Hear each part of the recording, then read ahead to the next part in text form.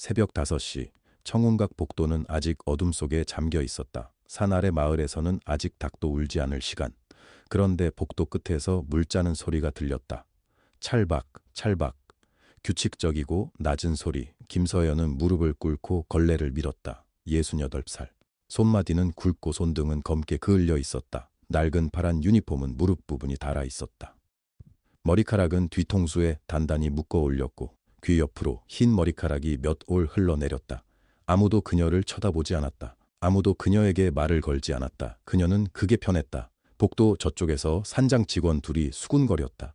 야, 너 들었어? 오늘 오시는 분. 오태준 회장? 당연히 들었지. 강원도 공장 재벌 아냐. 근데 말기암이래. 더 이상 치료도 못한대. 진짜? 그렇게 무섭다는 양반이.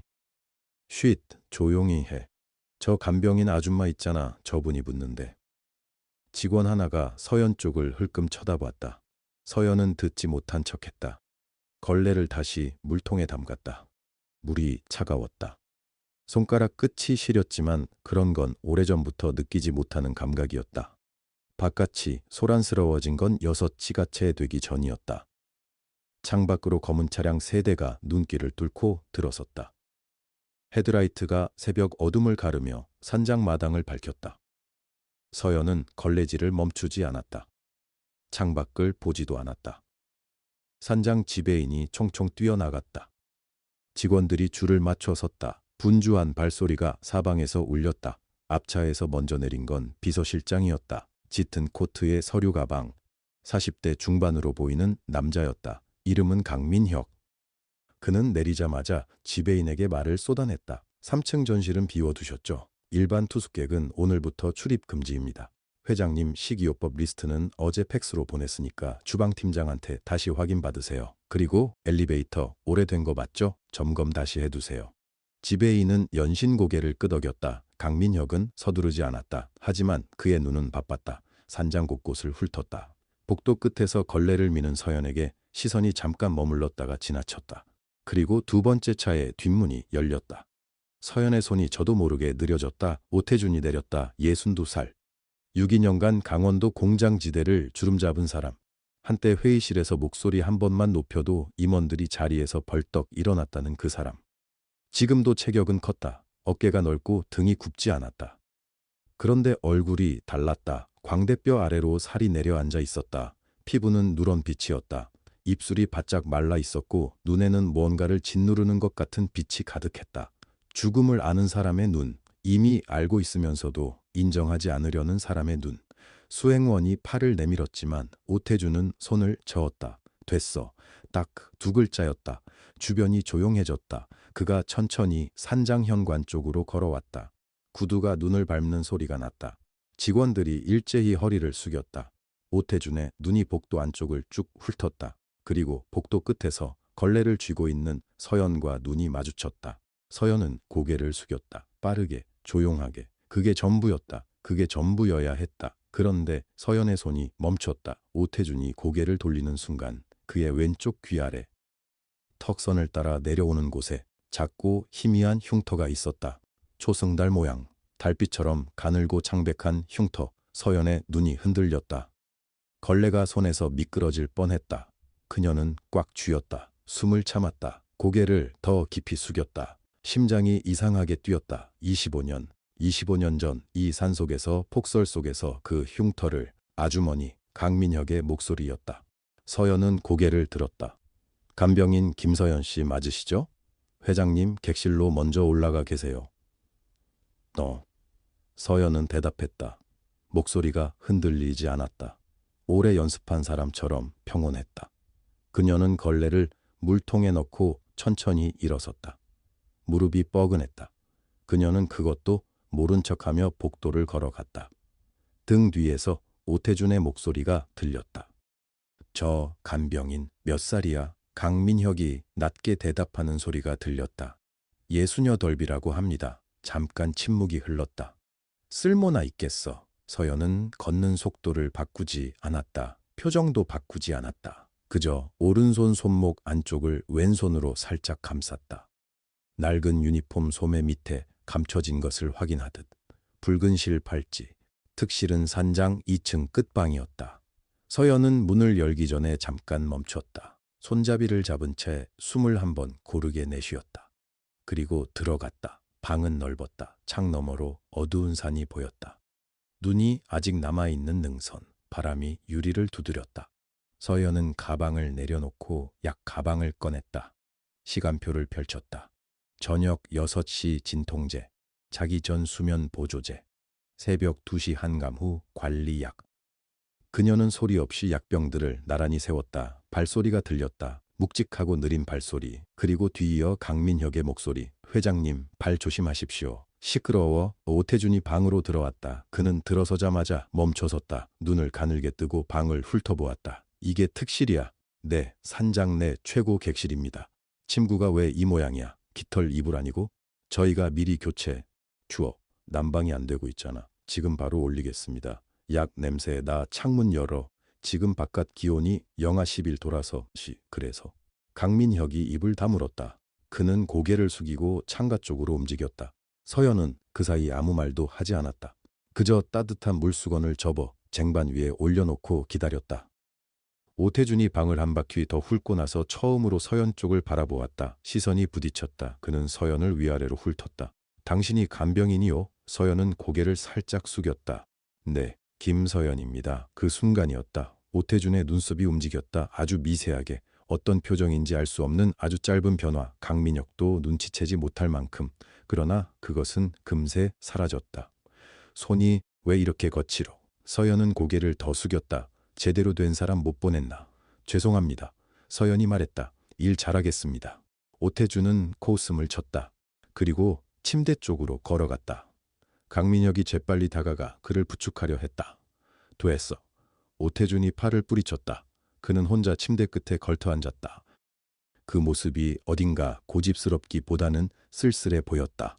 혼자이고 싶은 것인지, 혼자인 것에 익숙해진 것인지 서연은 구분할 수 없었다. 저녁 6시 서연은 약을 가져갔다. 약 시간입니다. 거기 둬. 물과 함께 드셔야. 거기 두라고. 서연은 탁자 위에 놓았다. 물도 옆에 두었다. 그리고 물러섰다. 오태준은 한참 뒤에 혼자 집어 삼켰다. 밤이 깊어졌다. 자정이 가까워지자 오태준의 숨소리가 변하기 시작했다. 서연은 문 옆 작은 의자에 앉아 있다가 그 소리를 들었다. 침대 스프링이 삐걱이는 소리, 뒤척이는 소리, 그리고 이를 악무는 소리. 통증이었다. 서연은 천천히 일어섰다. 조용히 그의 곁으로 다가갔다. 오태준은 눈을 감고 있었다. 입에 땀이 맺혀 있었다. 서연은 아무 말도 하지 않았다. 그저 미리 준비해둔 따뜻한 수건을 그의 손 위에 살며시 올려놓았다. 그리고 자리로 돌아갔다. 잠시 뒤 그녀는 낮게 흥얼거리기 시작했다. 노래라고 하기엔 너무 조용했다. 그냥 바람 같은 것. 강원도 산 사람들이 오래전부터 불러온 민요의 한 구절. 가사도 없이 선율만. 낮고 느리고 따뜻한 소리. 뒤척임이 조금 잦아들었다. 서연은 계속 흥얼거렸다. 그때였다. 그만해. 오태준의 목소리였다. 서연은 멈췄다. 방 안이 조용해졌다. 오태준은 눈을 뜨고 있었다. 천장을 보고 있었다. 그의 눈빛이 이상했다. 화가 난 것 같기도 했다. 그런데 화가 난 것만은 아닌 것 같았다. 뭔가 놀란 것 같았다. 뭔가 건드려진 것 같았다. 서연은 기다렸다. 오태준은 한동안 아무 말도 하지 않았다. 그러다가 천천히 눈을 감았다. 꺼져. 나지막한 목소리였다. 서연은 고개를 숙이고 자리에서 일어났다. 그녀는 문 쪽으로 걸어가다가 멈췄다. 뒤를 돌아보지는 않았다. 25년 전에도 그 소리였다. 그 선율이었다. 폭설 속에서 꽁꽁 얼어 의식을 잃어가던 그 청년의 귀에 대고 서연은 밤새 그 노래를 불렀었다. 살아있어요. 괜찮아요. 살아있잖아요. 서연은 문을 닫았다. 소리가 나지 않게. 복도는 어두웠다. 그녀는 벽에 등을 기댔다. 눈을 감았다. 가슴 한켠이 조여드는 것을 느꼈다. 기억하지 못하는 거겠지. 그래도 괜찮다. 그녀는 손목 안쪽을 감쌌다. 낡은 소매 밑에 붉은 실팔찌를. 그런데 오태준이 그 노래를 알 리 없었다. 강원도 토박이도 아니었다. 서울 태생이었다. 그 산속에서 그 겨울 딱 한 번, 딱 하룻밤 그 노래를 들었을 뿐이었다. 그런데 왜 그의 눈빛이 복도 끝에서 발소리가 들렸다. 강민혁이었다. 그는 복도 끝에서 걸어오고 있었다. 서류 가방을 한 손에 들고 넥타이는 조금 풀려 있었다. 하루 종일 이리저리 치인 사람의 얼굴이었다. 그가 서연을 보자 걸음을 늦췄다. 서연 씨, 낮은 목소리였다. 조심스러운 목소리였다. 잠깐 시간 괜찮으십니까? 서연은 벽에서 등을 뗐다. 옷매무새를 가다듬었다. 괜찮아요. 강민혁은 주변을 한번 살폈다. 복도 양쪽을 확인했다. 그러고는 서연에게 한 발 가까이 다가섰다. 혹시 그가 말을 멈췄다. 다시 시작했다. 혹시 서연 씨, 25년 전에 이 산장에 오신 적 있으십니까? 서연의 몸이 굳었다. 심장이 한 박자 빠르게 뛰었다. 그리고 멈추는 것 같았다. 그녀는 강민혁을 바라봤다. 그의 눈빛은 흔들리고 있었다. 확신과 두려움이 동시에 들어있는 눈빛이었다. 에휴, 와이, 그게 전부였다. 서연이 할 수 있는 말은. 강민혁은 더 묻지 않았다. 그는 고개를 한번 숙였다. 그리고 조용히 자기 방 쪽으로 걸어갔다. 서연은 그 자리에 서 있었다. 복도의 낡은 등이 깜빡였다. 바람이 산장 어딘가를 긁고 지나갔다. 그는 알고 있었다. 뭔가를 알고 있었다. 기억은 언제나 냄새부터 왔다. 눈 냄새, 나무 냄새, 젖은 장작 냄새, 그리고 차가운 공기가 폐를 채우는 감각. 1999년 서연의 나이 43이었다. 남편이 간 지 2해가 지났고 딸아이는 5살이었다. 돈이 없었다. 서울에서 버티다 지인의 소개로 이 산장에 오게 됐다. 청소, 빨래, 식사 준비 뭐든 했다. 딸아이를 데리고 왔다. 다른 방법이 없었다. 그해 겨울은 유난히 눈이 많았다. 12월 중순 눈이 사흘째 쏟아졌다. 도로가 막혔다. 산장에 남은 사람은 관리인 내외와 서연 그리고 딸아이뿐이었다. 밤이었다. 딸아이가 잠든 시각 서연은 바깥에 눈 쌓인 것을 치우러 나갔다. 창고 문이 눈에 막혀 열리지 않는다고 관리인이 말했었다. 그때 봤다. 눈더미 속에 무언가가 있었다. 처음엔 짐인 줄 알았다. 두꺼운 점퍼를 입은 사람이었다. 눈 속에 반쯤 파묻혀 있었다. 얼굴이 하였다. 손이 얼어 있었다. 숨은 쉬고 있었다. 가늘게. 서연은 소리를 질렀다. 관리인이 나왔다. 둘이서 그 청년을 안으로 들였다. 청년이었다. 26쯤 되어 보였다. 등산을 하다가 길을 잃은 것 같았다. 가방도 없었다. 지갑도 없었다. 아무것도 없었다. 저천증이었다. 관리인이 말했다. 병원에는 갈 수 없었다. 길이 막혔으니까 구급차도 올 수 없었다. 산속이었으니까 온기를 주어야 해. 천을 올려야 해. 관리인 아내가 말했다. 그러나 그녀는 몸이 좋지 않았다. 남편은 발이 동상에 걸려 있었다. 서연이 말했다. 제가 할게요. 서연은 청년 곁에 누웠다. 담요를 겹겹이 덮었다. 청년의 몸은 돌처럼 차가웠다. 발이 차가웠다. 손이 차가웠다. 서연은 그 손을 꼭 쥐었다. 그리고 노래를 불렀다. 특별한 노래가 아니었다. 딸아이를 재울 때 불러주던 노래였다. 가사도 변변찮 그냥 흥얼거리는 곡이었다. 그래도 불렀다. 밤새도록 불렀다. 살아있어요. 괜찮아요. 살아있잖아요. 새벽 4시쯤이었다.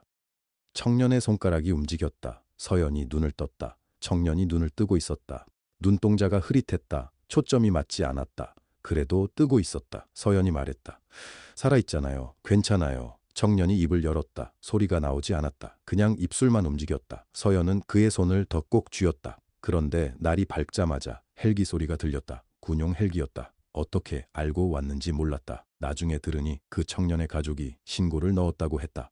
수색 대가 나왔던 것이다. 사람들이 들이닥쳤다. 청년을 들것에 실었다. 빠르게 움직였다. 서연은 밀려났다. 물어볼 틈도 없었다. 청년의 이름도 어디서 왔는지도 괜찮은지도. 헬기가 떠났다. 그것으로 끝이었다. 그리고 사흘 후였다. 딸이 없었다. 그 혼란 속에서, 그 눈 속에서, 그 며칠 사이에 서연은 딸을 잃었다. 5살짜리 딸이.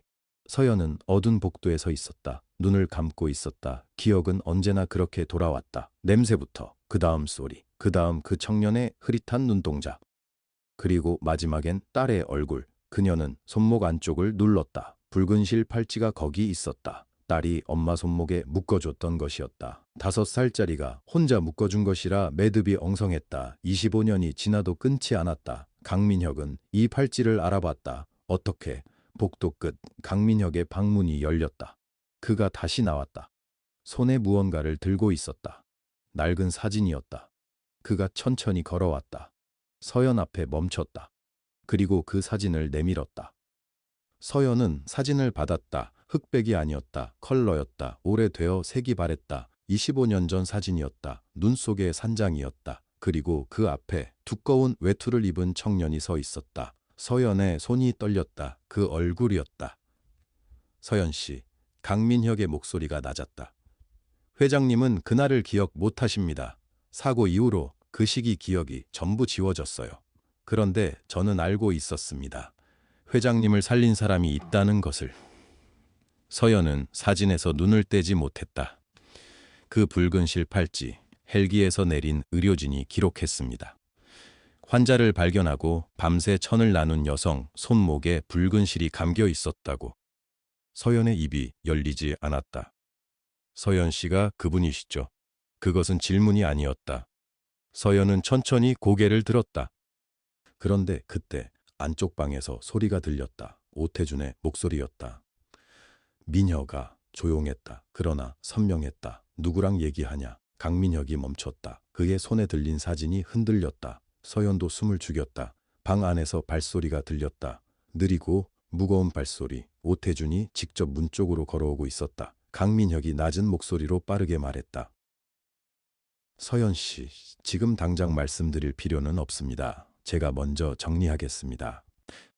서연은 사진을 강민혁에게 돌려줬다. 그의 손이 잠시 서연의 손 위에 머물렀다. 떨고 있었다. 그 떨림이 서연의 손바닥을 통해 전해졌다. 문이 열렸다. 오태준이 서 있었다. 얼굴이 창백했다. 방금 전 격한 움직임 때문인지 입술 끝이 파랬다. 그러나 눈은 여전히 날카로웠다. 복도 끝까지 훑었다.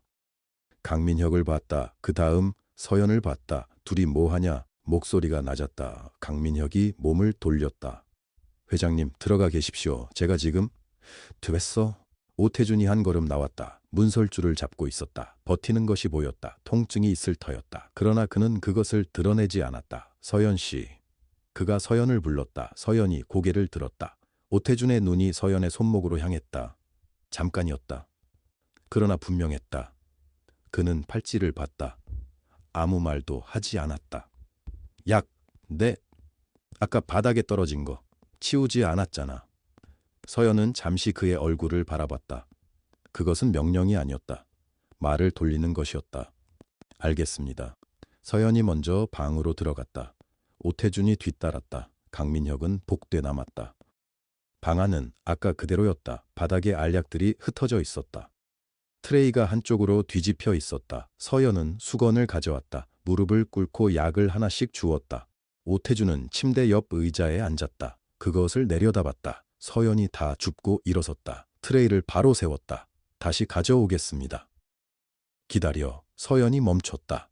오태준이 창가를 바라봤다. 오늘도 사는 안개에 잠겨 있었다. 소나무 끝이 희뿌옇게 지워졌다. 아까 그가 말을 끊었다. 서연은 기다렸다. 내가 멱살을 잡았지. 서연은 대답하지 않았다.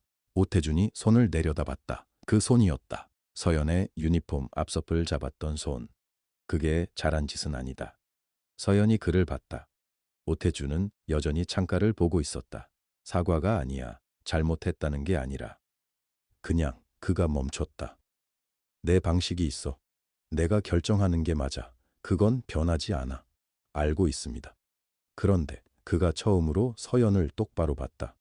너는 왜 도망가지 않냐? 서연은 조용히 대답했다. 제 일이니까요. 일 때문에? 그것만이야. 서연은 잠시 생각했다. 그리고 회장님이 지금 아프시니까요. 오태준이 코웃음을 쳤다. 아픈 사람한테 약을 바꿔주는 게 간병인 일인 거 알아. 그 말이 하고 싶은 거잖아. 아니요. 서연이 조용히 말했다. 아픈 사람 곁에 있는 게 제 일이에요. 약이든 뭐든 그건 그 다음이고요. 오태준이 서연을 봤다. 뭔가 말을 하려다가 하지 않았다.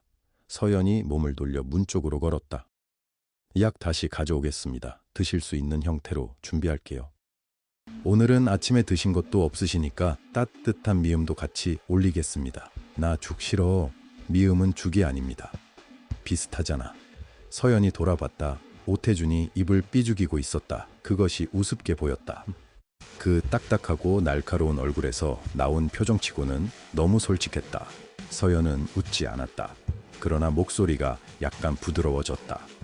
달걀 흰자 풀어서 만들겠습니다. 드셔보시고 싫으시면 그때 말씀해 주세요. 오태준은 대답하지 않았다. 그것이 허락이었다. 서연이 방을 나왔다. 복도에 강민혁이 아직 서 있었다. 그가 서연에게 가까이 왔다. 괜찮으십니까? 네. 아까 그 사진은 서연이 고개를 저었다. 강민혁이 멈췄다. 지금은 아닌 것 같아서요. 서연의 목소리가 낮았다. 회장님이 지금 많이 불편하십니다. 그 이야기는 나중에 해도 됩니다. 강민혁이 서연을 바라봤다. 오래 바라봤다. 서연 씨. 네. 회장님이 기억을 못 하신다고 제가 말씀드렸는데 알고 있어요. 그래도 괜찮으십니까? 서연은 잠시 말이 없었다. 그리고 천천히 대답했다. 저도 그분을 기억하려고 여기 온 게 아니에요. 그녀의 목소리가 흔들리지 않았다. 강민혁은 아무 말도 하지 못했다. 서연이 부엌 쪽으로 걸어갔다. 그 뒷모습을 강민혁이 바라봤다. 그 손목에 붉은 실이 복도 불빛 아래 선명했다. 강민혁은 주머니 속의 사진을 꺼냈다. 25년 전의 산장, 눈 속의 청년, 그 옆에 찍혀야 했을 사람이 없는 사진. 그 빈자리가 오늘에야 채워지는 것 같았다. 그런데 그때 방 안에서 소리가 들렸다. 낮은 소리였다. 신음이 아니었다. 무언가 부딪히는 소리였다. 그리고 정적. 강민혁이 빠르게 문을 열었다. 오태준이 의자 옆 바닥에 있었다. 무릎을 짚고 있었다. 쓰러진 것이었다. 강민혁이 뛰어 들어갔다. 회장님. 오태준은 바닥에 무릎을 짚은 채 고개를 들지 않았다. 숨이 거칠었다. 이마에 땀이 맺혀 있었다. 저리 비켜. 목소리가 작았다. 평소 같은 날이 없었다. 강민혁이 팔을 잡으려 했다. 손 치워. 회장님, 일어나셔야. 잠깐만. 오태준이 그렇게 말하고 눈을 감았다. 강민혁이 굳었다. 그때 서연이 들어왔다. 발소리가 없었다. 그냥 거기 있었다. 그녀는 무릎을 꿇지 않았다. 쪼그려 앉았다. 오태준의 눈높이로. 어디가 불편하세요? 물음이 아니었다. 확인이었다. 오태준이 눈을 떴다. 서연의 얼굴이 가까이 있었다. 어지러운 거예요. 아픈 거예요. 어지럽다. 옆구리는요. 잠시 침묵이 있었다. 거기도. 서연이 고개를 끄덕였다. 천천히 일어나세요. 제가 옆에 있을게요. 강민혁이 반대편에서 팔을 잡으려 했다. 서연이 낮게 말했다. 실장님은 잠깐 나가 계세요. 강민혁이 멈췄다. 나가 있어요. 오태준이 말했다. 강민혁이 나갔다. 문이 닫혔다. 방 안에 두 사람만 남았다. 서연이 오태준의 팔 아래에 자신의 팔을 내었다. 천천히, 급하지 않게. 하나, 둘, 셋. 오태준이 일어났다. 서연이 받쳤다. 두 사람이 비틀거렸지만 쓰러지지 않았다. 침대까지 걸어갔다. 오태준이 등을 기댔다. 서연이 물을 가져왔다. 에이 너 마셔요. 이때 오태준이 받아 마셨다. 서연이 그 옆에 섰다. 아무 말도 하지 않았다. 오태준이 유리컵을 내려다봤다. 그리고 말했다. 강 실장이 한 이야기. 네, 들었어요. 다 사실이요. 서연이 대답하지 않았다. 오태준이 고개를 들었다. 서연의 눈이 흔들리지 않았다. 당신이요. 그 목소리가 낮았다. 아까 멱살을 잡던 그 목소리가 아니었다. 서연이 천천히 말했다. 저는 그냥 제 할 일을 한 것뿐입니다. 그게 무슨 소리요. 그날 밤 그 자리에 있었고 할 수 있는 걸 했어요. 오태준의 손이 이불 위에서 조금 움직였다. 사람이 쓰러져 있으면 어떻게 해요. 그냥 두고 가요. 서연의 목소리가 담담했다. 저는 못 그래요. 오태준이 그녀를 바라봤다. 오래 바라봤다. 나는 기억이 없어. 알아요. 그날 밤이 어떻게 됐는지, 어떻게 살았는지. 아무것도 모르오. 괜찮아요. 괜찮지 않소. 오태준의 목소리가 갈라졌다. 서연이 가만히 있었다. 나는 오늘까지 살아있는 줄만 알았소. 그냥 살아있는 줄만? 그런데 그게 사람 덕이었다는 걸 지금 알았단 말이오. 사람이 살리는 거예요, 원래. 그게 당신이었다는 거요. 그게 저였어요. 두 사람 사이에 침묵이 흘렀다. 바람 소리가 창문 밖에서 낮게 울었다. 오태준이 자신의 손을 내려다봤다. 그 손이 떨리고 있었다. 분노가 아니었다. 오태준은 그걸 알았다. 분노는 뜨거운 것이다. 지금 이 떨림은 달랐다. 차갑고 깊고 어딘가 부끄러운 것이었다. 아까 내가 인트윈의 서연이 먼저 말했다. 괜찮아요. 괜찮지 않소. 저는 괜찮아요. 오태준이 고개를 들었다. 당신 목에 내가 손을 댔소. 알아요. 그게 괜찮소. 서연이 잠깐 생각하는 것처럼 보였다. 그리고 말했다. 회장님이 아프신 거니까요. 아프면 다 용서가 됩니까? 다 용서되는 건 아니에요. 서연의 목소리가 부드러웠지만 물러서지 않았다. 그래도 저는 여기 있을 거예요. 오태준이 입을 다물었다. 서연이 말을 이었다. 저는 간병인이에요. 그게 제 일이에요. 회장님이 저를 어떻게 대하시든 제 할 일은 달라지지 않아요. 그 말이 더 듣기 불편하오. 그럴 수도 있죠. 서연이 일어섰다. 아하. 주무세요. 밤에 통증 오면 누르는 거 아시죠? 제가 밖에 있을게요. 그녀가 돌아서려고 했다. 서연 씨. 처음이었다. 오태준이 그녀의 이름을 부른 게. 서연이 멈췄다. 그 팔찌, 시머. 오태준의 시선이 그녀의 손목에 닿았다. 붉은 실이 그 자리에 있었다. 낡고 바랜 실이. 25년의 시간을 감고 있는 실이. 언제부터 찬 거요? 서연이 자신의 손목을 내려다봤다. 그날부터요. 그날 이후로 한 번도 안 풀었소? 네. 왜요? 서연이 대답하지 않았다. 오태준이 다시 물으려 했다. 그때 서연이 말했다. 잊지 않으려고요. 그리고 그녀는 방을 나갔다. 문이 닫혔다. 오태준이 홀로 남았다. 천장을 바라봤다. 그 손이 여전히 떨리고 있었다. 잊지 않으려고. 그 말이 방 안을 가득 채웠다. 오태준은 눈을 감았다. 그러자 어디선가 목소리가 들리는 것 같았다. 오래된 목소리, 꿈에서도 닿지 못했던 어떤 목소리. 괜찮아요. 살아있잖아요. 그가 눈을 번쩍 떴다.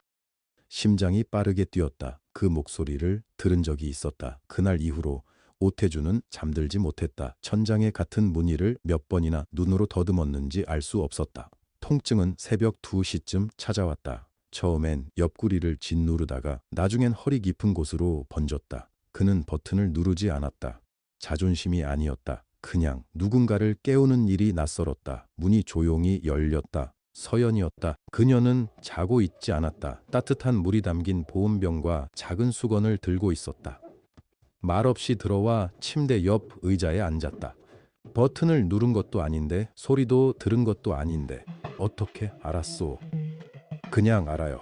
그냥이라니 오래 하다 보면 알게 돼요. 환자분들이 혼자 참을 때 어떤 소리가 나는지. 오태준이 싫다는 표정을 지었다. 간병인 경력을 자랑하는 거요. 아니요. 그냥 설명하는 거예요. 서연은 수건을 따뜻한 물에 적셔 그의 옆구리에 댔다. 손이 가볍고 조심스러웠다. 그는 거부하려다가 하지 않았다. 통증이 조금 가라앉았다. 거기가 오늘 더 아프죠? 의사요. 아니에요. 그러면 어떻게? 3일째 같은 쪽으로 누워 계시거든요. 오태준이 입을 다물었다. 그는 눈을 감았다. 수건의 온기가 천천히 퍼졌다. 서연은 말이 없었다. 그것이 이상하게 편했다. 말로 채우려 하지 않았다. 그냥 거기 있었다. 얼마가 지났는지 알 수 없었다.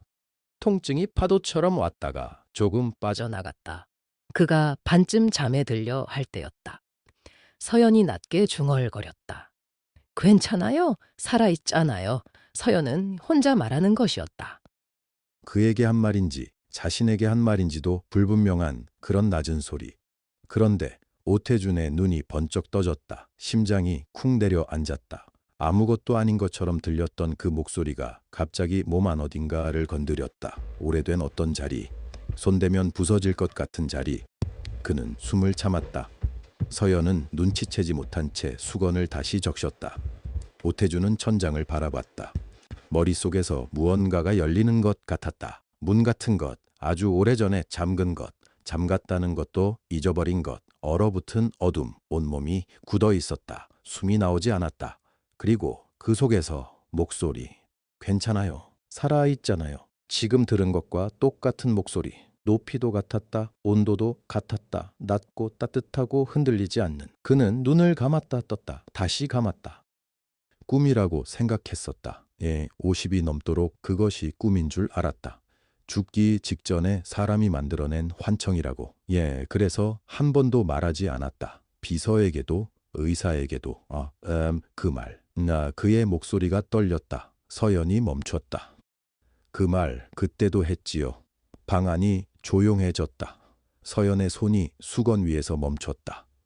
오태준이 천천히 그녀를 바라봤다. 처음이었다. 처음으로 제대로 바라봤다. 아래에서 위로. 주름진 손에서 낡은 옷소매로. 어깨에서 얼굴로. 눈으로. 회색빛 눈이었다. 오래 울었거나 오래 참았거나 아니면 그 둘 다인 눈. 꿈이 아니었군요. 서연이 입을 열지 않았다. 내가 그때 그 산장에서 의식을 잃었을 때 누군가 곁에 있었소. 목소리가 들렸어. 그 목소리가 나를 잡고 있었소. 그는 멈추지 않았다. 30년 가까이 그게 꿈인 줄 알았소. 내가 만들어낸 것인 줄. 죽기 싫어서 뇌가 만들어낸 소리인 줄. 그의 목에서 무언가가 걸렸다. 그 목소리요. 서연의 손이 조금 떨렸다. 당신 목소리였군요. 침묵이 왔다. 길고 무거운 침묵이었다. 산장의 밤처럼 짙고 조용한. 오태준의 눈에 무언가가 맺혔다. 그는 눈을 깜빡였다. 한 번, 두 번. 그러나 사라지지 않았다. 그는 우는 사람이 아니었다.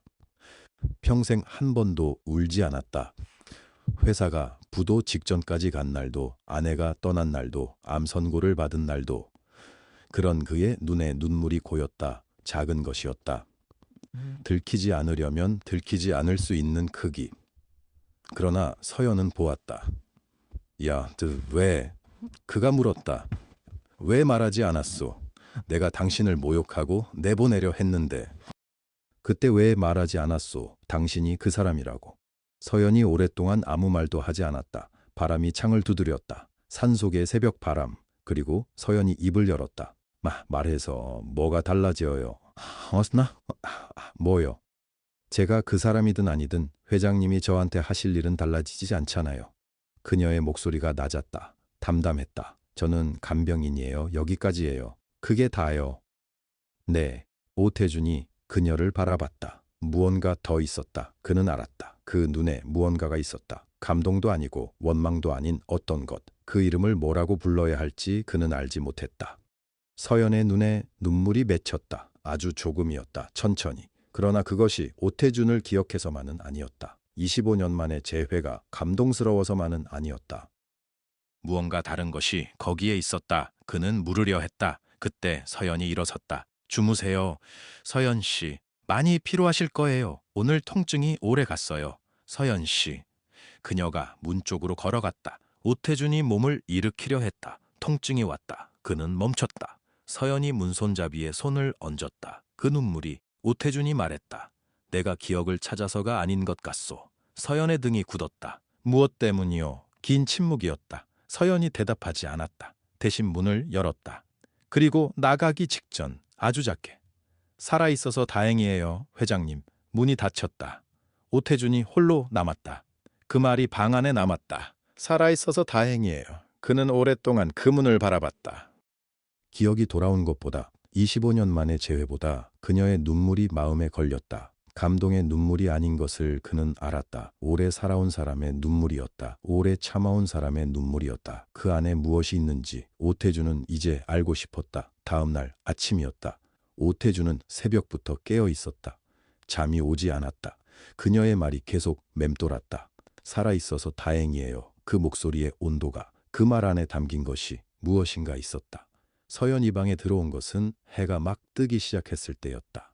조용히 문을 열고 조용히 천을 쟀다. 조용히 약을 꺼냈다. 잠을 못 주무셨어요. 물음이 아니었다. 확인이었다. 뭐요? 눈이 다르세요. 오태준이 잠시 그녀를 봤다. 서연 씨도 못 잔 것 같소.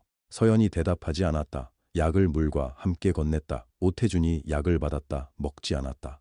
어젯밤 눈물, 그가 말했다. 아직도 묻고 싶소. 서연이 조용히 그를 봤다. 그냥 지나가시면 안 됩니까? 안 돼요. 짧았다. 서연이 시선을 내렸다. 잠시 멈췄다. 그러다 작게 숨을 들이켰다. 그날 이후 어떻게 사셨냐고 물으시려는 거죠. 오태준이 말했다. 그렇소. 방이 조용해졌다. 창밖에서 새소리가 들렸다. 산 깊은 곳에 새였다. 이른 아침에 차가운 공기가 창틈으로 새우며들었다. 서연이 의자를 끌어당겼다. 천천히 앉았다. 오래된 이야기예요. 들을 시간은 있소. 그 말에 서연이 작게 웃었다. 웃음이 금방 사라졌다. 그날 회장님을 산장 사람들한테 넘기고 나서요. 응, 저는 딸을 찾으러 갔어요. 오태준이 미동도 하지 않았다. 딸이 있었소? 5살이었어요. 서연의 목소리가 낮아졌다. 낮아졌지만 흔들리지 않았다. 오래 말해온 이야기처럼, 오래 참아온 이야기처럼. 그날 저는 혼자가 아니었어요. 딸 지은이를 데리고 이 산에 왔었어요. 연락이 닿지 않는 친척한테 갈 일이 있었거든요. 산 아래 마을에 잠깐 지은이를 맡기고 올라왔는데 눈이 그렇게 쏟아질 줄은 몰랐어요. 그래서 회장님을 산장에 맡기고 내려가려 했는데 눈보라가 너무 심했어요. 마을 쪽으로 가는 길이 다 막혔어요. 그래도 갔어요. 지은이가 거기 있으니까. 오태준의 손이 천천히 이불 위에 놓였다. 내려갔더니 서연이 잠깐 멈췄다. 지은이가 없었어요. 방 안이 완전히 조용해졌다. 친척 어른 말로는 마을 안쪽으로 다른 사람들이 대피할 때 지은이도 같이 갔다고 했는데 그 대피 행렬에서 지은이를 본 사람이 없었어요. 눈보라 속에서 그냥 사라진 거예요. 오태준이 천천히 눈을 감았다. 찾았소. 25년을 찾았어요. 서연의 목소리가 처음으로 약간 흔들렸다. 그러나 그것뿐이었다. 남편은 그 이듬해에 저를 떠났어요. 딸을 잃은 게 제 탓이라고 했어요. 저도 그렇게 생각했고요. 재산은 딸 찾는다고 다 썼어요. 전단지 붙이고 흥신소 쓰고 전국을 돌아다니고 돈이 다 떨어지면 간병일을 했어요. 간병일을 하면서 또 찾았어요. 어느 도시에 가도 찾았어요. 25년 동안. 오태준이 눈을 떴다. 그의 얼굴에 무언가 지나갔다. 복잡한 것이었다. 이름 붙이기 어려운 것이었다. 찾았소? 못 찾았어요. 짧고 담담했다. 오태준이 입을 열지 못했다. 서연이 무릎 위 손을 내려다봤다. 붉은 실팔찌가 거기 있었다. 낡아서 실이 끊어지기 직전이었다. 이걸 묶어준 게 지은이에요. 5살짜리가 묶어줬으니까 엉성하죠. 매번 새로 묶어요. 끊어지면 또 묶어요. 25년 동안. 오태준이 그 팔찌를 봤다. 지은이가 묶어줬다고요? 네. 그래서 한 번도 안 푼 거요. 네. 오태준이 오래 침묵했다. 창밖에 새소리가 다시 들렸다. 서연 씨. 네. 그날 내가 살아난 게 그가 말을 끊었다. 다시 시작했다. 그날 밤 당신이 저를 살렸는데 그 덕분에 당신 딸이. 그런 말씀 마세요. 서연이 조용하지만 단호하게 말했다. 그런 계산은 안 해요. 한 번도 안 했어요. 하지만 사람이 거기 죽어가고 있었어요. 제가 할 수 있는 일을 한 거예요. 그게 다예요. 오태준이 입을 다물었다. 서연이 일어났다. 약을 다시 그의 손에 쥐어주었다. 드세요. 오태준이 약을 받다. 미안하오. 괜찮아요. 아니, 괜찮지 않소. 서연이 그를 봤다. 오태준의 목소리가 낮아졌다. 그 밤에 내가 거기 없었으면, 내가 그 산장에 오지 않았으면, 당신이 거기서 딸 옆에 있었으면, 회장님, 그 계산은 내가 하겠소. 서연이 잠시 그를 바라봤다. 그러다 조용히 말했다. 약 드세요. 통증 옵니다. 오태준이 약을 삼켰다. 서연이 돌아서 나가려 했다. 서연 씨. 네. 이름이 뭐라 했소? 딸, 김지은이에요. 나이가. 올해로 30이에요. 오태준이 고개를 끄덕였다. 그리고 더 묻지 않았다. 서연이 나갔다. 복대서였다. 강민혁이 거기 서 있었다. 그는 문 가까이에 있었다. 얼굴이 창백했다. 서연이 그를 봤다. 비서실장님, 여기 계셨어요? 강민혁이 대답하지 않았다. 서연이 고개를 약간 기울였다. 그러다 그냥 지나쳤다. 강민혁이 그 자리에 남았다. 그는 서연의 뒷모습을 봤다. 낡은 앞치마, 굽은 어깨, 천천히 멀어지는 발걸음. 그의 손이 주머니 속 휴대폰을 꽉 쥐었다. 그날 밤이었다. 강민혁은 산장 뒤편 창고 옆에 섰다. 가장 구석진 곳이었다. 신호가 약하게 잡혔다. 그는 전화번호를 눌렀다. 손이 떨렸다. 신호음이 울렸다. 1번, 2번, 3번. 그때 연결됐다. 여보세요. 젊은 여자의 목소리였다. 맑고 또렷한 목소리였다. 강민혁이 입을 열었다. 지은 씨. 저 강민혁입니다. 비서실장님, 이 시간에 무슨 일이에요? 강민혁이 눈을 감았다. 드릴 말씀이 있습니다. 숨을 들이켰다. 지금 강원도 산장에 목소리가 끊어졌다. 그의 눈에서 눈물이 흘렀다. 차가운 밤 공기 속에서 소리 없이 어머니가 계십니다. 다음 날 아침이었다. 오태준이 강민혁을 불렀다. 직접이었다. 서연을 통해서가 아니라 그의 방문을 두드려 비서실장을 불러오라 했다. 서연이 전했다. 강민혁이 왔다. 방 안에는 두 사람만 남았다. 오태준이 침대에 반쯤 기댄 채 앉았다. 베개를 등에 받쳤다. 몸은 어제보다 창백했다. 하지만 눈빛은 달랐다. 흐릿하지 않았다. 오히려 지나치게 또렷했다. 뭔가를 결심한 눈이었다. 강민혁이 의자를 끌어당겼다. 침대 곁에 앉았다. 오태준이 말했다. 문 잠가. 강민혁이 일어나 문을 잠갔다. 다시 앉았다. 잠시 침묵이었다. 창밖에 눈이 내리고 있었다. 소리가 없었다. 산 전체가 조용했다. 오태준이 천장을 올려다봤다. 25년 전 얘기해야겠어. 강민혁이 아무 말도 하지 않았다. 그냥 듣겠다는 뜻이었다. 그날 오태준이 낮게 말했다. 헬기가 왔을 때 그는 잠시 멈췄다. 나 의식이 있었어. 완전히는 아니었지만 눈이 조금 떠졌어. 강민혁이 살짝 몸을 앞으로 기울였다. 흐릿했지. 그런데 얼굴이 보였어. 여자 얼굴이었어. 젊었어. 아주 지쳐 있었어. 입술이 파랗더군. 오태준이 눈을 감았다. 그 여자가 나를 내려다보고 있었어. 그 눈이. 그는 더 말하지 않았다. 말하지 못하는 것 같았다. 기억하셨군요.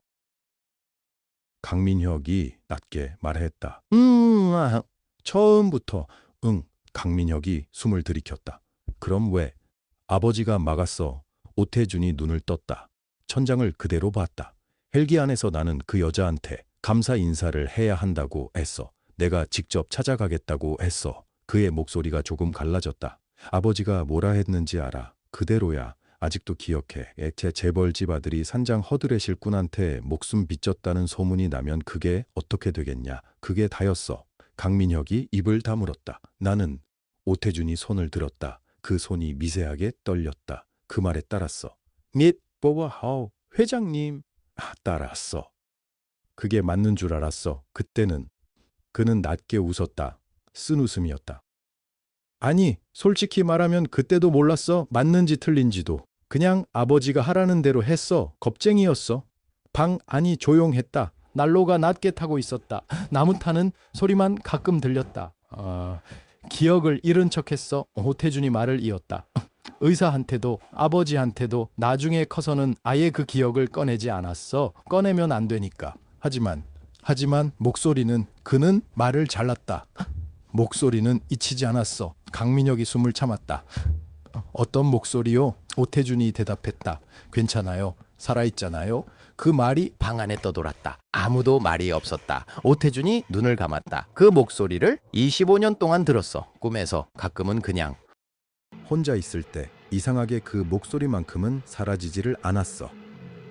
그래서 서연 씨가 처음 말을 걸었을 때 알아봤어. 강민혁이 눈을 감았다. 그러니까 첫날부터. 첫날부터 알았어. 그런데 왜 그렇게 심하게? 오태준이 짧게 웃었다. 겁이 났으니까. 강민혁이 고개를 들었다. 무서웠어. 그 여자 눈을 보면, 그 목소리를 들으면 내가 얼마나 비겁하게 살았는지가 다 보이는 것 같았어. 그래서 밀어냈군요. 오태준이 손을 내렸다. 나는 비겁한 놈이요. 그 말이 낮게 떨어졌다. 고백이었다. 오태준이라는 사람이 평생 처음 하는 고백이었다. 강민혁이 고개를 숙였다. 아무 말도 못했다. 민혁아. 예.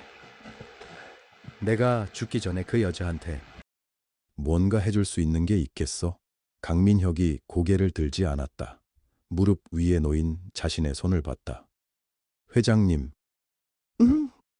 지금이라도 늦지 않았습니다. 오태준이 그를 봤다.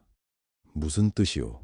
강민혁이 숨을 한번 들이켰다. 그리고 천천히 고개를 들었다. 실은 그가 말했다. 서연 씨의 따님에 대해서. 오태준의 눈이 달라졌다. 제가 아는 것이 있습니다. 방 안이 완전히 조용해졌다. 창밖에서 눈이 내렸다. 소리도 없이. 오태준이 천천히 입을 열었다. 말해봐. 강민혁이 두 손을 무릎 위에 단단히 얹었다. 어젯밤에 전화를 했습니다. 누구한테? 강민혁이 눈을 들어 회장을 봤다. 지은 씨한테요. 오태준의 얼굴이 굳었다. 지은이가. 예? 그게 무슨? 강민혁이 천천히 말했다. 회장님, 지은 시성이 왜 최가인지 아십니까? 오태준이 대답하지 못했다. 강민혁이 계속했다. 입양 서류에 적힌 생년월일이 있습니다. 1994년 6월 열이틀. 오태준이 눈을 가늘게 떴다. 강원도 출신입니다. 부모 미상으로 처리됐습니다. 29년 전이에요. 방 안이 얼어붙었다. 오태준이 천천히 눈을 감았다. 그러니까 지금. 강민혁이 낮게 말했다. 어젯밤에 지은 씨한테 말씀드렸습니다. 지금 여기에. 그가 잠시 멈췄다. 지은 씨가 오고 있습니다. 그 말이 떨어지는 순간 복도에서 발소리가 들렸다. 천천히, 조심스럽게. 그리고 문 앞에서 멈췄다. 문이 열렸다. 강민혁이 먼저 일어섰다. 오태준은 그 자리에 그대로 있었다. 움직이지 않았다. 눈만 문 쪽을 향했다. 여자가 들어왔다. 30살쯤 됐을까. 키가 크지 않았다. 겨울 코트 자락이 아직 눈에 젖어 있었다. 손에는 작은 가방 하나. 눈이 크고 조용했다. 문 앞에서 멈춰 서서 방 안을 천천히 훑었다. 강민혁이 말했다. 어서 와요, 지은 씨. 여자가 고개를 숙였다. 안녕하세요. 낮은 목소리였다. 조금 떨렸다.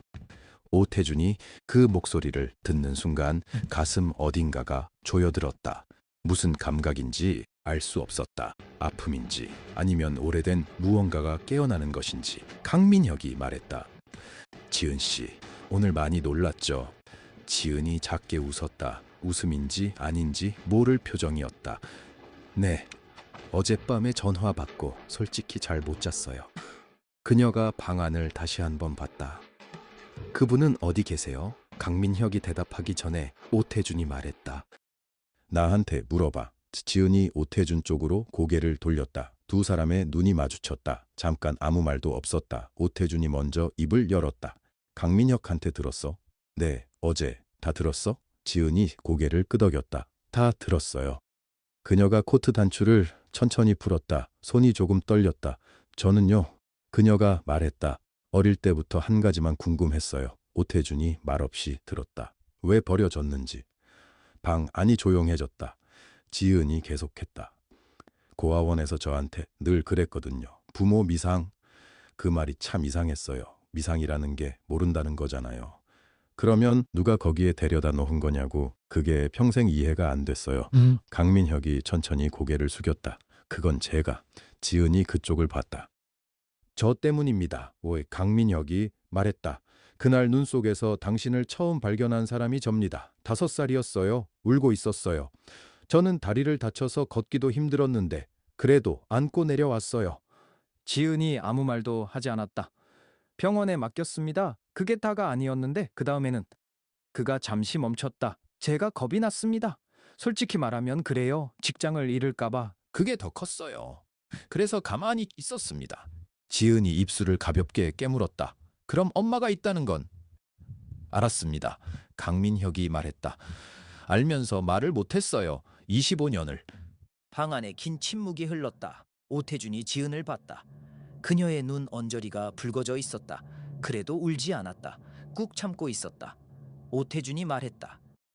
지금 어머니는? 예? 서연 씨, 여기 있어. 지은의 눈이 커졌다. 지금 이 산장에. 오태준이 말했다. 내 간병인으로. 지은이 말을 잃었다. 입이 조금 열렸다가 다시 닫혔다. 모르고 있어. 당신이 여기 온 걸. 강민혁이 끼어들었다. 말씀을 드리지 않았습니다. 직접 만나시는 게 좋을 것 같아서요. 지은이 가방끈을 꽉 쥐었다. 손등에 힘줄이 하얗게 섰다. 지금 어디 계세요? 강민혁이 대답했다. 저쪽 복도 끝방에 계세요. 아마 지금도 회장님 약 준비하고 계실 거예요. 지은이 한 발 앞으로 나섰다. 그러다 멈췄다. 저한테. 그녀가 물었다. 어떻게 생긴 분이에요? 오태준이 잠깐 생각했다. 작아, 조용해. 손이 낡았어. 그 말이 나오는 순간 오태준 자신도 몰랐던 무언가가 목소리에 섞여 있었다. 강민혁이 그걸 알아챘다. 지은이 천천히 고개를 끄덕였다. 알겠습니다. 그녀가 문 쪽으로 걸어갔다. 문 손잡이를 잡다가 멈췄다. 그리고 돌아봤다. 고맙습니다. 오태준은 그 말이 누구한테 하는 말인지 몰랐다. 강민혁한테인지, 자기한테인지, 아니면 그냥 이 공간 전체한테 하는 말인지. 지은이 문을 열고 나갔다. 복도의 발소리가 멀어졌다. 강민혁이 그 자리에 서서 문이 닫히는 것을 봤다. 오태준이 말했다. 민혁아. 오랜만에 이름을 불렀다. 강민혁이 그쪽을 봤다. 25년 동안. 오태준이 말했다. 왜 나한테 말 안 했어? 강민혁이 대답하지 않았다. 내가 그렇게 무서웠어? 강민혁이 천천히 말했다. 무서웠습니다. 그가 덧붙였다. 지금도요. 오태준이 피식 웃었다. 쓴웃음이었다. 그래? 그가 중얼거렸다. 나도 나한테 질렸어. 강민혁이 아무 말도 하지 않았다. 방 안에 두 남자가 남았다. 오래된 침묵이 그 사이에 앉았다. 그때였다. 복도 저 끝에서 소리가 들렸다. 무슨 소리인지 처음에는 몰랐다. 그러다 알았다. 누군가 울고 있었다. 조용하게. 오래 참았다가 터지는 울음이었다. 오태준이 천천히 눈을 감았다. 강민혁이 숨을 참았다. 그 울음소리는 멈추지 않았다. 아주 천천히. 복도 끝에서 이쪽으로 스며들듯이 흘러왔다. 두 개였다. 처음에는 하나였는데 이제는 두 개였다. 서연은 부엌에 혼자 있었다. 싱크대 앞에 서서 컵을 들고 있었는데 물을 마시는 게 아니었다. 그냥 들고 있었다. 손이 약간 떨렸다. 지은이 왔다 갔다. 그 아이가 말한 것들이 아직 귀에 남아 있었다. 할머니는 버려진 거 아니에요? 버려진 게 아니라고. 서연은 그 말을 삼켰다. 그때 복도에서 발소리가 들렸다. 느린 발소리였다. 조심스럽게 멈추는 발소리. 서연이 고개를 들지 않았다. 문이 열렸다. 들어가도 됩니까? 오태준이었다. 서연이 천천히 돌아봤다. 그가 문틀에 기대어 서 있었다. 링거줄은 없었다. 슬리퍼를 신고 있었다. 얼굴이 창백했다. 혼자 나오시면 안 돼요. 알아요. 그가 말했다. 그래도 나왔어. 서연이 입을 다물었다. 그가 천천히 들어와서 식탁 앞 의자에 앉았다. 손이 테이블 위에 놓였다. 뼈가 드러나 보이는 손이었다. 서연이 찬장에서 컵을 꺼내 물을 따랐다. 그의 앞에 놓았다. 그가 보지 않았다. 자, 그냥 서연 씨. 오태준이 말했다. 할 말이 있어요. 딴이 듣죠헌세우 뼈붙출까에사 하세요? 곧 오래 걸릴 수도 있어. 서연이 맞은편에 앉았다. 앉아 있을게요. 오태준이 물컵을 한번 봤다가 다시 서연을 봤다. 그가 천천히 입을 열었다. 나 그날 기억해요. 서연이 굳었다. 25년 전 오태준이 말했다. 그 산장, 폭설. 당신이 내 옆에 있었던 거. 서연의 손이 무릎 위에서 움직임을 멈췄다. 기억하신다고요? 그가 말했다. 처음부터. 정적이 왔다. 서연이 숨을 천천히 내쉬었다. 언제부터요? 당신 목소리 들었을 때. 오태준이 말했다. 켠날? 당신이 나한테 괜찮아요? 살아있잖아요? 했을 때. 서연이 눈을 감았다. 그 말이. 오태준이 조용히 계속했다. 25년 동안 딱 한 번 들었던 말이었거든. 서연이 눈을 뜨지 않았다. 오태준이 테이블 위에 손을 올려놓은 채로 말했다. 아버지가 막았어요. 마사한다. 네. 당신한테 연락하려고 했어. 이름이라도 알아야 했는데 그때 나는 아무것도 없는 청년이었고 아버지 회사에 붙어 사는 신세였고 그가 잠깐 멈췄다. 아버지가 그랬어. 그런 여자한테 빚진 것처럼 굴지 말라고. 도움받은 거 인정하는 게 사업의 약점이 된다고.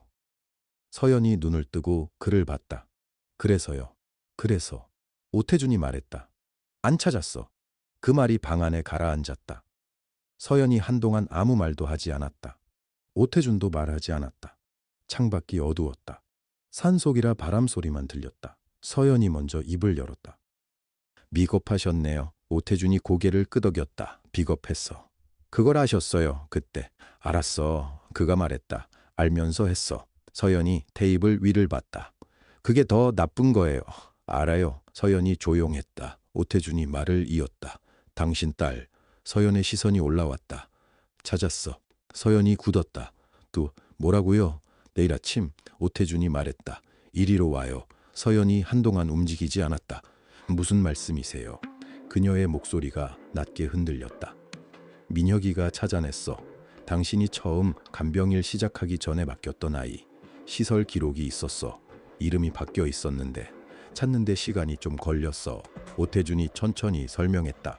지금은 경기도 안산에 살아요. 30살. 어린이집 교사야. 서연의 눈이 커졌다. 아빠, 어린이집. 응. 서연이 입을 막았다. 아이들 좋아하는 사람인가 봐요.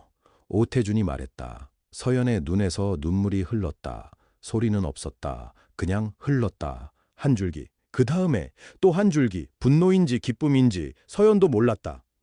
그녀가 낮게 말했다. 25년이에요.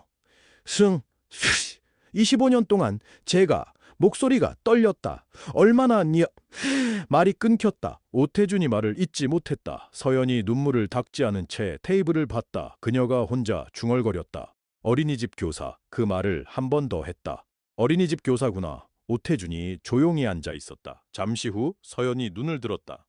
회장님. 응. 살고 싶으세요? 오태준이 멈췄다. 서연이 그를 똑바로 봤다. 지금 그녀가 말했다. 살고 싶으세요? 오태준이 대답하지 않았다. 서연이 계속했다.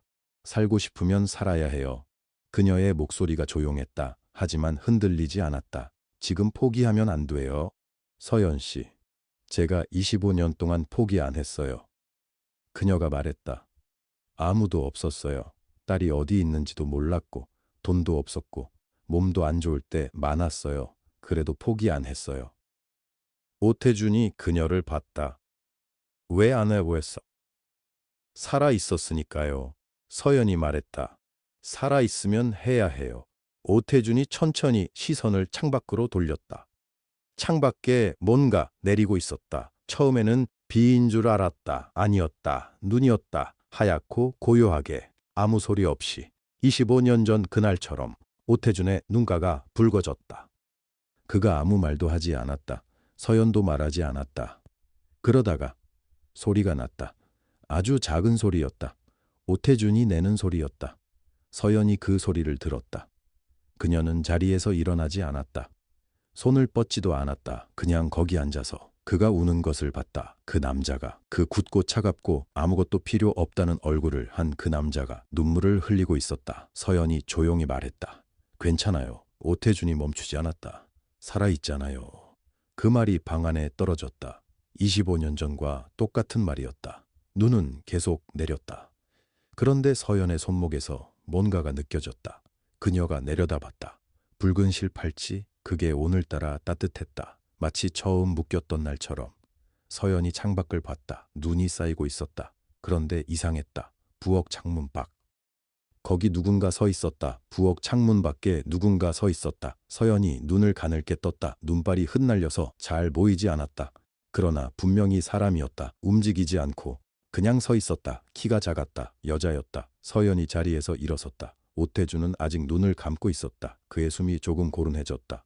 서연이 천천히 방문을 열었다. 복도가 조용했다. 그녀는 부엌 쪽으로 걸어갔다. 발소리를 죽이며 부엌 창문에 다가섰다. 창밖. 아무도 없었다. 눈만 쌓여 있었다. 발자국도 없었다. 서연이 한참 서 있었다. 그러다가 생각했다. 내가 잘못 봤나? 아니면 그냥 보고 싶었던 건가? 그녀는 부엌 의자에 앉았다. 손을 무릎 위에 올렸다. 떨고 있었다. 그때 부엌 문이 열렸다. 강민혁이었다. 서연 씨. 그의 목소리가 이상했다. 서연이 올려다봤다. 무슨 일이에요? 강민혁이 잠깐 망설였다. 내일 아침에 누가 옵니다. 서연이 가만히 있었다. 이지은 씨입니다. 그 이름이 공기 속에서 잠깐 떠 있었다. 서연이 천천히 말했다. 오, 어디서 찾았어요? 회장님이 시작하셨습니다. 저는 마무리만 했습니다. 서연이 두 손을 꽉 쥐었다. 정말이에요? 강민혁이 고개를 끄덕였다. 내일 아침 8시쯤 도착한다고 했습니다. 서연이 아무 말도 하지 못했다. 강민혁이 조용히 말했다. 잘 주무세요, 서연 씨. 그가 문을 닫고 나갔다. 부엌에 서연 혼자 남았다. 그녀는 한동안 움직이지 않았다. 그러다가 손으로 눈을 가렸다. 소리는 내지 않았다. 그냥 그렇게 앉아 있었다. 밖에는 눈이 내렸다. 아침이 왔다. 하늘은 하얗고 조용했다. 어젯밤 내린 눈이 산장 앞마당을 덮었다. 아무도 밟지 않은 눈이었다. 서연은 새벽 5시부터 일어나 있었다. 씻었다. 머리를 빗었다. 낡은 옷을 가장 깨끗한 것으로 골라 입었다. 그리고 거울 앞에 섰다. 오래 바라봤다. 이 얼굴이 그 아이가 기억할 수 있는 얼굴인지, 아니 기억 못해도 된다. 그냥 이상하게 생기지만 않았으면 됐다. 그녀는 거울에서 눈을 돌렸다. 8시 조금 전이었다. 산장 입구에 차 소리가 났다. 서연이 복도 창문으로 봤다. 검은 차였다. 조심스럽게 눈길을 들어오고 있었다. 강민혁이 이미 입구에 나가 있었다. 서연은 복도 안쪽에 서 있었다. 다리가 이상했다. 힘이 없는 건지 너무 힘이 들어간 건지 모르겠었다. 차 문이 열렸다. 한 여자가 내렸다. 30살쯤 됐다. 긴 코트를 입고 있었다. 머리카락이 어깨까지 내려왔다. 강민혁에게 뭔가 짧게 말했다. 그리고 고개를 들어 산장을 봤다. 서연이 그 얼굴을 봤다. 숨이 멈췄다. 눈이, 저 눈이. 서연은 오랫동안 잊고 살았다고 생각했다. 아니었다. 다 기억하고 있었다. 그 작고 새까만 눈이.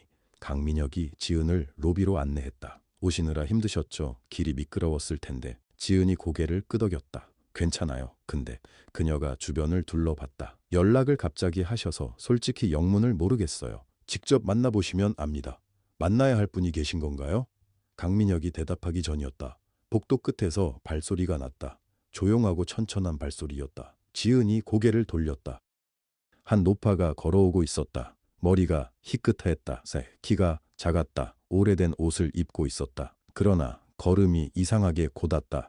지은이 그 여자를 바라봤다. 모르는 얼굴이었다. 분명히 본 적이 없는 얼굴이었다. 그런데 이상했다.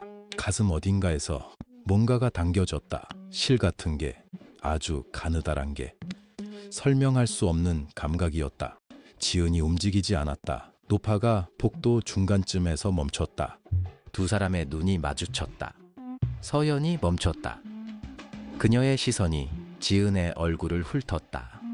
그리고 오른쪽 귀 뒤에서 멈췄다. 거기 작은 점이 있었다. 깨알 만한 점. 남들은 모르고 지나칠 만한. 서연이 알았다. 그 점이 거기 있다는 걸. 서연이 낮게 말했다. 지은아. 그 한마디가 로비에 퍼졌다. 지은이 굳었다. 전신이. 피그릭 워런저 어떻게 제 이름을. 목소리가 떨렸다. 서연이 한 걸음 다가갔다. 귀 뒤에 점이 있지. 지은이 무의식적으로 오른손을 귀 뒤로 가져갔다. 태어날 때부터 지은의 눈이 커졌다. 그걸 어떻게. 서연이 또 한 걸음 다가갔다. 이제 두 사람 사이가 2걸음 거리였다. 서연이 말했다. 배꼽 오른쪽에 작은 흉터도 있을 거야. 2살 때 넘어져서. 지은의 입이 열렸다. 말이 나오지 않았다. 왼손, 새끼손가락이 살짝 휘었어. 태어날 때부터 그랬어. 지은이 자신의 왼손을 내려다봤다. 새끼손가락 살짝 휘어 있었다. 항상 그랬다. 그게 이상하다고 생각해 본 적도 없었다. 난다의 디아카, 누구세요? 지은의 목소리가 작았다. 서연이 떨리는 손을 들어 올렸다. 지은이 뒤로 물러서지 않았다. 그냥 서 있었다. 서연의 손이 허공에 잠깐 멈췄다가 지은의 볼에 가볍게 닿았다. 차가운 손이었다. 그러나 지은은 피하지 않았다. 눈물이 났다. 왜 나는지 몰랐다. 이 여자를 모른다. 기억이 없다. 그런데 눈물이 나고 있었다. 서연이 말했다. 엄마야. 그 2글자가 산장 로비에 가득 찼다. 지은이 숨을 들이켰다. 그리고 무너졌다. 소리 없이 서연이 그 몸을 받았다. 작고 낡은 2팔로. 지은이 서연의 어깨에 얼굴을 묻었다. 둘 다 말이 없었다. 강민혁이 옆에서 조용히 고개를 숙였다. 그때였다. 복도 끝에서 문소리가 났다. 특실 문이었다. 오태준이 문을 열고 서 있었다. 수액 줄이 빠진 손, 맨발, 창백한 얼굴. 그는 복도 끝에서 그 장면을 바라봤다. 서연이 누군가를 안고 있었다. 그 낡은 등이 처음으로 아주 조금 펴져 있었다. 오태준의 얼굴에 처음 보는 표정이 스쳐 지나갔다. 딱히 뭐라고 부를 수 없는 표정이었다. 따뜻하다고 해야 하나, 아니면 다 됐다는 건지. 그는 아무 말도 하지 않았다. 그냥 거기 서서 그 두 사람을 봤다. 그런데 그가 문틀을 잡은 손이 힘없이 미끄러졌다. 강민혁이 먼저 움직였다. 회장님. 오태준의 몸이 문틀에서 기울었다. 강민혁이 달려가 그 팔을 잡았다. 서연도 지은을 놓고 일어섰다. 제가 갈게요. 서연이 앞섰다. 오태준의 다른 팔을 붙잡았다. 두 사람이 그를 안쪽으로 이끌었다. 오태준은 아무 말도 하지 않았다. 특실로 돌아와 침대에 앉혔다. 서연이 이불을 끌어당겼다. 맨발이 차가웠다. 왜 나오셨어요? 오태준이 말했다. 보고 싶었어. 서연이 잠깐 손을 멈췄다. 뭐려? 그 장면 짧게 말했다. 그게 전부였다. 서연이 이불을 덮어줬다. 말이 없었다. 오태준이 천장을 봤다. 강 실장. 강민혁이 허리를 숙였다. 내일 법무팀 불러. 네, 3가지야. 빠짐없이. 알겠습니다. 그리고 내 아들한테 연락해. 내려오라고. 강민혁이 잠깐 망설였다. 태성 부회장님께요? 응. 무슨 말씀을 전할까요? 오태준이 눈을 감았다. 올 때가 됐다고. 그렇게만 해. 강민혁이 고개를 숙이고 나갔다. 방에 서연과 오태준만 남았다. 잠시 아무 소리도 없었다. 오태준이 말했다. 딸이 어떻게 생겼어? 서연이 조용히 웃었다. 봤잖아요. 제대로 못 봤어. 서연이 잠깐 생각하다 말했다. 눈이 크고요. 손이 얇아요. 나는 못생겼는데 그 애는 예뻐요. 오태준이 말했다. 당신 닮았어. 서연이 아무 말도 안 했다. 창밖에 눈이 내리고 있었다. 오태준이 또 말했다. 서연 씨, 네. 내일 다 보고 있어야 해. 자리 비우지 마. 서연이 이불 끝을 정리하며 말했다. 어디 가겠어요? 다음 날 오전이었다. 법무팀 2명이 도착했다. 서류 가방이 두꺼웠다. 산장 회의실에 오태준이 앉았다. 침대에서 나온 지 처음이었다. 서연이 옆에 섰다. 이지은도 그 옆에 섰다. 어젯밤을 함께 보낸 두 사람이었다. 많은 말을 하지는 않았다. 그냥 같은 방에 있었다. 그것으로 충분했다. 강민혁이 서류를 펼쳤다. 오태준이 말했다. 첫째, 김서연 씨, 앞으로 신탁 기금 법무팀 팀장이 받아 적었다. 규모는 오태준이 숫자를 말했다. 법무팀 팀장의 손이 잠깐 멈췄다. 50억 원 신탁입니다. 매달 생활비 2천만 원 수령 조건으로 설정합니다. 확인하셨습니까? 오태준이 말했다. 그래. 서연이 말했다. 회장님, 받아. 이건 너무. 당신이 평생 벌었어야 할 거야. 못 번 거 합쳐서. 서연이 입을 다물었다. 오태준이 계속했다. 둘째, 이지은 씨, 앞으로 계열사 지분. 이지은이 눈을 들었다. 강민혁이 서류를 내밀었다. 오태준이 말했다. 오그룹 물류 계열사 전체 지분의 7%. 이지은이 말했다. 저는 받을 자격이. 오태준이 그 말을 잘랐다. 자격 따지는 거 아니야. 조용하지만 또렷했다. 이 아이의 25년을 내 가문이 빼앗았어. 돌려줄 수 있는 게 이것뿐이야. 이지은의 눈이 흔들렸다. 오태준이 그 얼굴을 봤다. 울지 마. 이건 사과야. 감사는 안 받아도 돼. 이지은이 입술을 깨물었다. 눈물이 나왔는데도 고개를 들고 있었다. 서연의 딸이구나. 오태준이 속으로 생각했다. 셋째였다. 25년 전 사건에 대한 공식 사과문. 그룹 내부 전 임직원 공개. 법무팀이 준비한 문서가 있었다. 오태준이 직접 받아 읽었다. 천천히 한 줄씩. 사고 경위, 회사가 사건을 묻은 방식, 서연이 잃어버린 것. 오태준이 읽는 동안 방이 조용했다. 다 읽고 나서 그가 서명했다. 손이 떨렸다. 그래도 서명했다. 강민혁이 그 옆에서 말했다. 저도 드릴 말씀이 있습니다. 모두가 그를 봤다. 강민혁이 서연 앞으로 걸어왔다. 그리고 무릎을 꿇었다. 김서연 씨, 서연이 말했다. 일어나세요. 아직 못 일어납니다. 강민혁의 목소리가 흔들렸다. 25년 전 제가 그 사건을 처음 보고한 사람입니다. 그리고 덮는 데 가담했습니다. 당신이 찾아왔을 때 돌려보낸 것도 저입니다. 2번, 3번 계속 돌려보냈습니다. 서연이 그 말을 들었다. 표정이 없었다. 강민혁이 고개를 더 낮췄다. 미안합니다. 변명하지 않겠습니다. 지은이 그 옆에서 강민혁을 내려봤다. 눈물이 나고 있었다. 그러나 아무 말도 하지 않았다. 서연이 말했다. 일어나세요. 서연 씨, 다 지난 일이에요? 강민혁이 고개를 들었다. 서연이 그 눈을 봤다. 용서한다는 게 아니에요. 그냥 잠깐 멈췄다. 살아야죠. 우리 다. 강민혁이 눈을 감았다. 눈물 한 줄이 내려왔다. 오후였다. 차 소리가 났다. 서울에서 오는 차였다. 오태준의 아들 오태성이었다. 42이었다. 아버지를 닮은 얼굴이었다. 그러나 아버지보다 표정이 많았다. 지금은 그 표정들이 전부 굳어 있었다. 산장 안으로 들어서다가 서연과 지은을 봤다. 모르는 사람들이었다. 강민혁이 간단히 말했다. 뵙고 가시면 알게 됩니다. 특실 문을 열었다. 오태성이 들어갔다. 오태준이 침대에 기대에 앉아 있었다. 두 사람이 마주봤다. 오태성이 말했다. 아버지. 오태준이 말했다. 왔어.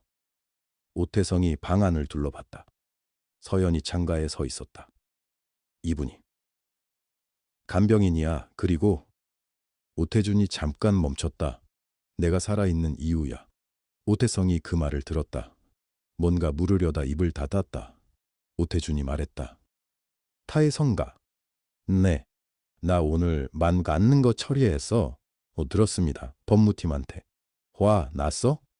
아이코는 오태성이 말했다. 아버지가 하시는 일인데 제가 무슨?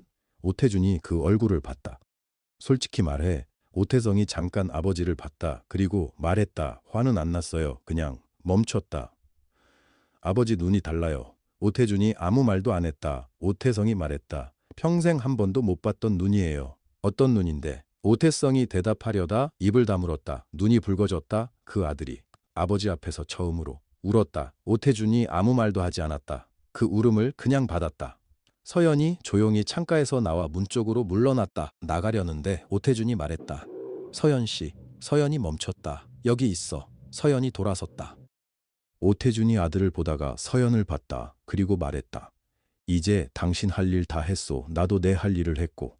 서연이 그 말을 들었다. 그리고 웃었다. 낮고 조용한 웃음이었다. 아직 안 끝났어요. 오태준이 물었다. 뭐가? 서연이 말했다. 아직 살아있잖아요.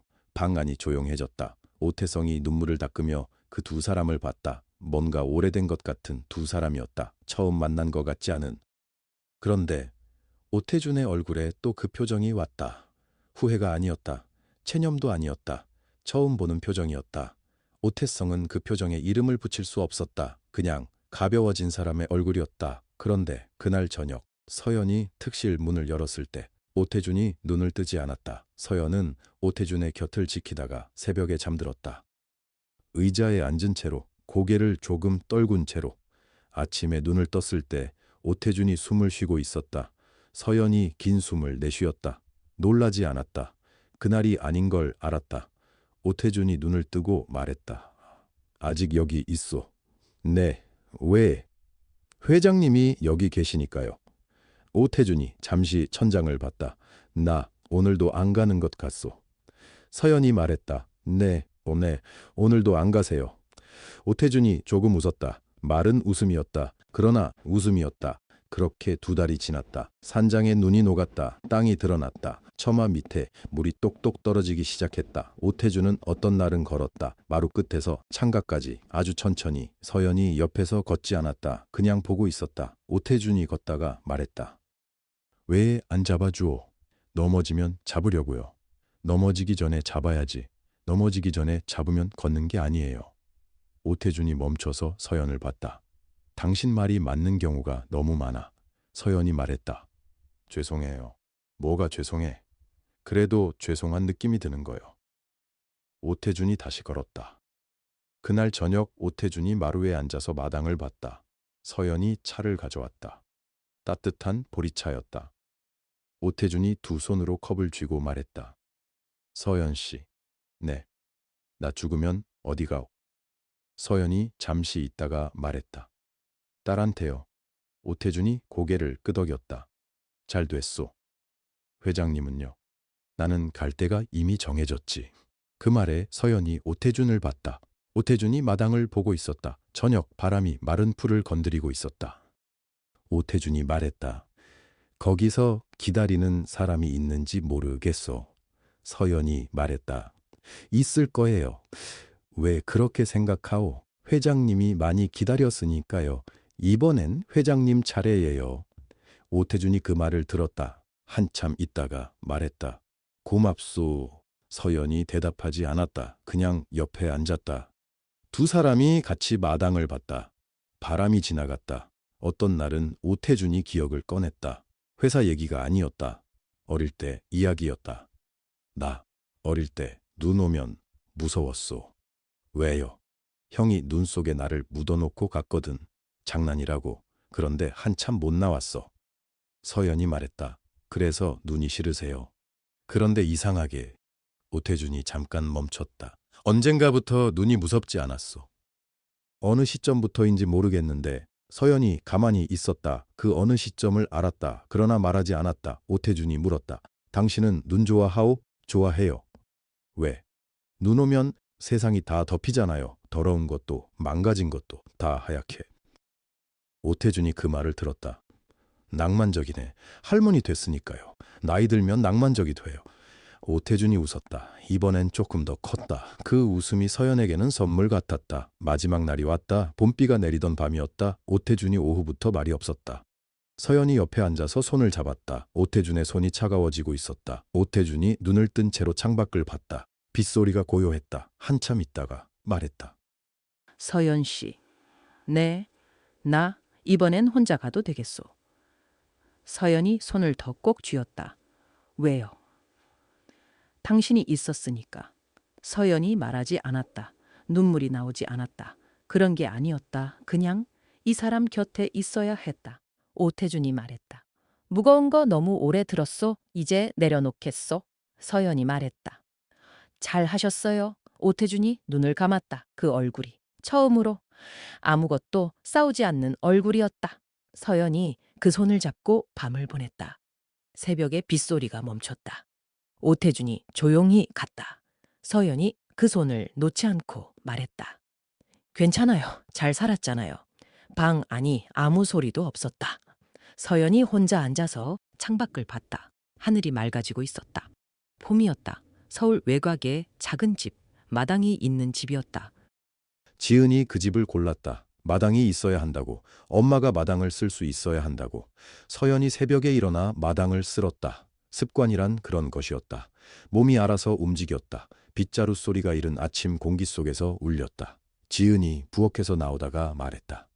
엄마, 아직 6시도 안 됐어. 잠이 일찍 깨. 나이 들어서? 응, 나이 들어서. 지은이 웃으며 들어갔다. 서연이 계속 쓸었다. 마당 구석에 꽃이 피어 있었다. 이름 모를 작은 꽃이었다. 전에 살던 사람이 심어놓은 것 같았다. 서연이 그 꽃 앞에서 멈췄다. 한참 봤다. 아침 밥상을 차릴 때 지은이 물었다. 엄마. 응, 그 회장님 어떻게 됐어? 서연이 숟가락을 내려놨다. 지은이 그걸 봤다. 물어보면 안 됐어?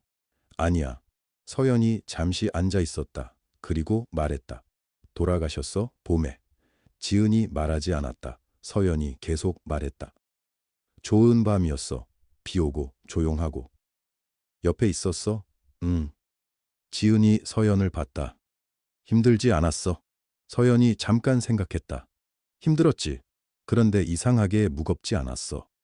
왜? 그분이 가면서 가벼운 사람이었으니까. 지은이 그 말을 들었다. 마지막에 뭐라고 하셨어? 서연이 조용히 웃었다. 혼자 가도 되겠다고. 지은이 눈이 잠깐 흔들렸다. 그게 무슨 말이야? 당신이 있었으니까 괜찮다고. 방 안이 잠깐 조용해졌다. 지은이 손을 뻗어 서연의 손을 잡았다. 서연이 그 손을 봤다. 지은의 손이 따뜻했다. 서연이 말했다. 이제 밥 먹자. 밥상이 소박했다. 김치하고 된장국. 두 사람이 마주보고 먹었다. 창밖에 봄빛이 들어오고 있었다. 밥을 다 먹고 지은이 설거지를 했다.